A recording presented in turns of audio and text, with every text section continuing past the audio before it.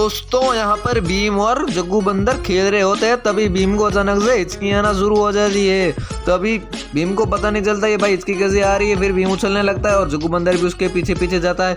फिर वो एक नदी के पास जाते हैं और जग्गू बंदर उसको पानी देता है और वो भीम उस पानी को पीता है, पर हिचकी के कारण वो पानी एकदम से जग्गू बंदर के ऊपर ही चला जाता है और जग्गू बंदर एकदम भीग जाता है। पर इतने में भीम को वापस हिचकी आती है और वो पेड़ पर जाता है और जग्गू बंदर फिर नीचे गिरते हुए भीम को बचा लेता है। और भाई नीचे देखते हैं कि भाई एक नदी होती है और वो भीम लंगोट से फिसलते फिसलते एक मगरमच्छ के मुंह में चला जाता है। पर भीम वापस उस मगरमच्छ से लंगोट के अंदर आ जाता है। और वहाँ जाते जाते एक लाइक और यार चैनल को सब्सक्राइब।